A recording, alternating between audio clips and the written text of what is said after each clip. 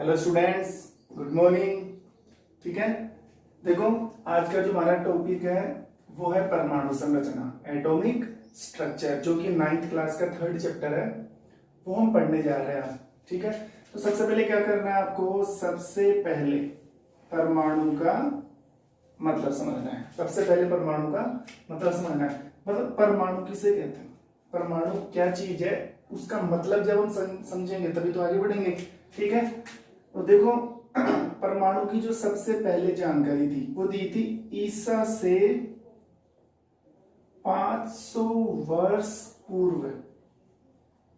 एक फिलोसोफर था, एक दर्शन शास्त्री था जिसका नाम था कणाद। ठीक है, जिसको हम ऋषि या महात्मा टाइप कुछ बोल सकते हैं, कणाद। ठीक है, एक फिलोसोफर था, दार्शनिक था। उन्होंने क्या किया था, सबसे पहले स्टार्टिंग किया था परमाणु की, मतलब हमें जानकारी दी थी। और ये किस समय की बात है, ईसा से 500 वर्ष पूर्व। तो कणाद ने क्या बोला था, कणाद ने बताया था कि किसी भी पदार्थ या किसी भी द्रव्य का जो सबसे सूक्ष्मतम कण है, सबसे छोटा कण है, उसे परमाणु कहते हैं। यानी कि पदार्थ का सबसे छोटा कण, पदार्थ का सबसे छोटा कण क्या कहलाता है, परमाणु। ठीक है, तो कणाद क्या बोल रहे हैं, कणाद बता रहा है कि किसी भी पदार्थ या किसी भी द्रव्य का वह कण जो सबसे स्मॉलेस्ट हो, सबसे सूक्ष्मतम हो, उसे हम क्या बोलते हैं, परमाणु।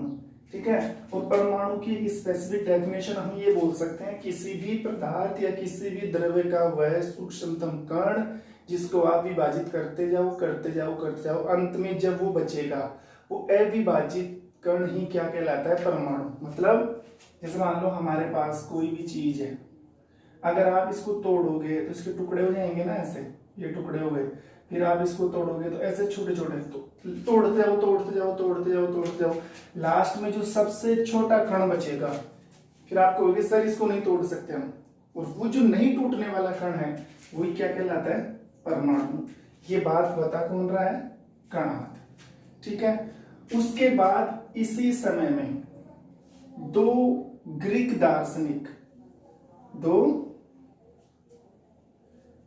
दार्शनिक आए जिनका नाम था डेमोक्रिट्स और लिसुपियस। दो दार्शनिक, कणाद के बाद की बात है, एक तो डेमोक्रिट्स, एक लिसुपियस। इन दोनों ने भी वही बात बताई जो कौन बता रहा है, कणाद। इन दोनों ने जो परमाणु है इसका नाम और एक्सप्लेन कर दिया थोड़ा सा। इन्होंने परमाणु को क्या बोला, एटम। क्या बोला, एटम। और एटम का मतलब होता है ना बंटने वाला ना कटने वाला, ना बंटने वाला और ना कटने वाला। वही बात है, पदार्थ का सबसे सूक्ष्मतम कण जिसको तोड़ा नहीं जा सकता, तो इसको बांट नहीं सकते हम और इसको काट नहीं सकते। ठीक है, और ना बंटने वाला और ना कटने वाला कण क्या कहलाता है, परमाणु। और डेमोक्रिट्स और लिसुपियस ने इसको क्या बोला, एटम बोला। ये जानकारी दी किसने, कणाद और डेमोक्रिट्स ने। ठीक है, अब इसके बाद जो आगे का टॉपिक है वो देखो क्या है।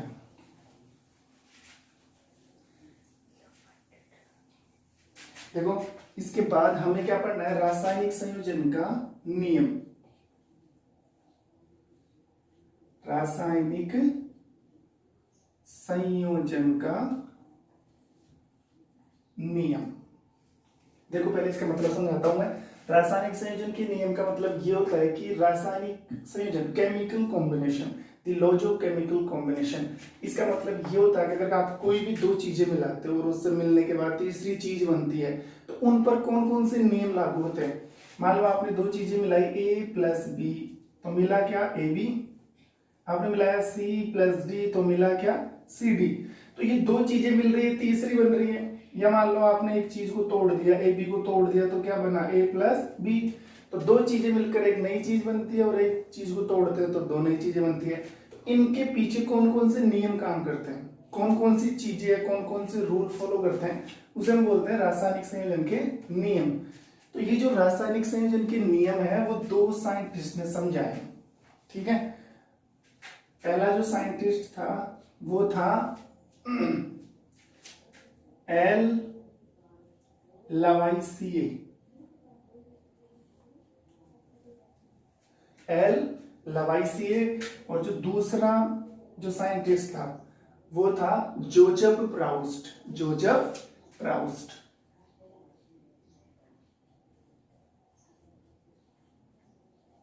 ठीक है, तो लवाइसिए और प्राउस्ट ने दोनों ने केमिकल कॉम्बिनेशन का रूल समझाया है, रासायनिक संयोजन का नियम समझाया, और इन दोनों ने दो नियम दिए थे, जिनके अंदर पहला नियम था द्रव्यमान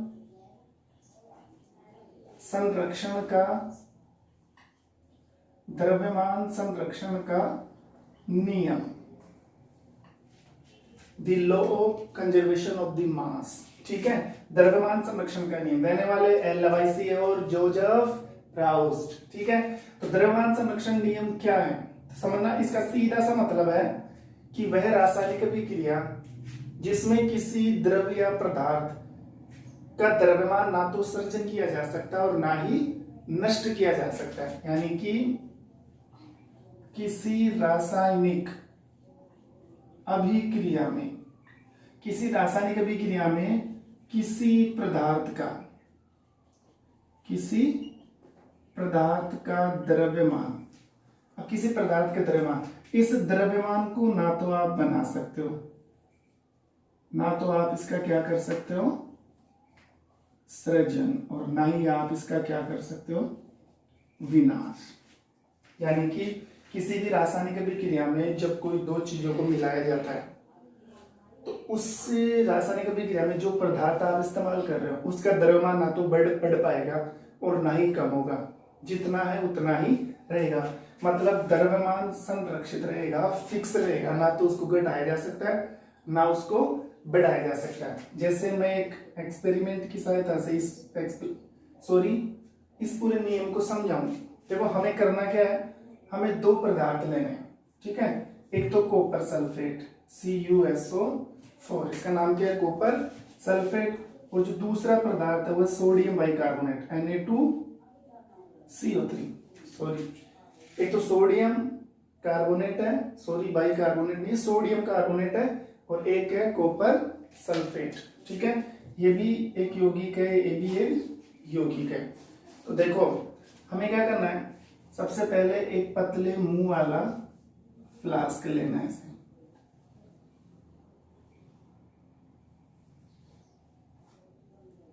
पतले मुंह वाला क्या ले लिया, फ्लास्क ले लिया, और इस फ्लास्क के अंदर क्या भर दिया हमने कॉपर सल्फेट, इसके अंदर कॉपर सल्फेट भर दिया।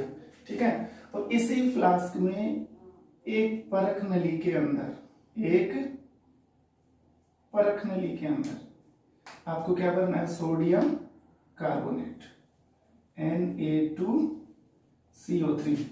कॉपर सल्फेट अलग से फ्लास्क में लिया है, और ये जो छोटी सी परख नली ले रखी है उसमें क्या डाला आपने सोडियम कार्बोनेट। ठीक है, दोनों को रख दिया। अब आपको क्या करना है, इनका वेट करना है, वेट कर मतलब इनको तोलना है, कितना है। तोलने से जब इनको तोलोगे तो इनका वेट नोट करो आप, वेट को क्या करना है नोट करना है। अब आपको नेक्स्ट स्टेप में क्या करना है, इस टेस्ट ट्यूब को यहां से उठाना है और इसको मिक्स कर देना है। मतलब इस परख नली में जो चीज थी ना वो उसमें मिला दो, इसमें Na2CO3 था, अब ये दोनों मिक्स हो गए ना, ये दोनों क्या हो गए मिल गए। अब मिलने के बाद भी आप क्या करो वेट चेक करो। अब देखो जब आप दोनों कंडीशन में देखोगे ना तो इनका वजन क्या रहेगा समान रहेगा, थोड़ा सा भी फर्क नहीं आएगा। तो आपने दो चीजें मिला दी, तो मिलाने के बाद भी द्रव्यमान ना तो सृजन हो रहा है ना तो बन रहा है, और ना ही द्रव्यमान क्या हो रहा है कम हो रहा है। अर्थात किसी रासायनिक अभिक्रिया में किसी पदार्थ के द्रव्यमान को ना तो नष्ट कर सकते हैं और ना ही उसका निर्माण किया जा सकता है। द्रव्यमान हमेशा क्या रहता है संरक्षित रहता है। जैसे मैं अभी क्लियर करके दूं, ठीक है, जैसे एक रासायनिक अभिक्रिया ले हम, जैसे HCl plus NaOH, HCl plus NaOH। मान लो यहाँ पर हाइड्रोजन कितना है 2 ग्राम, क्लोरीन कितना है 5 ग्राम, तो टोटल कितने हो गए 7 ग्राम। सोडियम कितना है यहाँ पे 2 ग्राम, ऑक्सीजन कितना है यहाँ पे 2 ग्राम मान लो, और हाइड्रोजन मान लो 2 ग्राम, तो टोटल कितना हो गया 6 ग्राम। तो 7 और 6 ये कितने हो गए 13 ग्राम।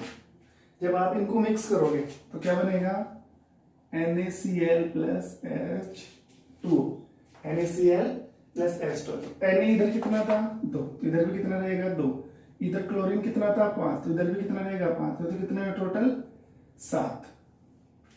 इधर हाइड्रोजन कितने थे 4, तो इधर भी कितने होंगे 4, इधर ऑक्सीजन 2, तो इधर भी 2, तो कितने होंगे 6। तो 7 और 6 वही 13। तो आप देख सकते हो अभी क्रिया से पहले भी 13 ग्राम, अभी क्रिया के बाद में भी 13 ग्राम।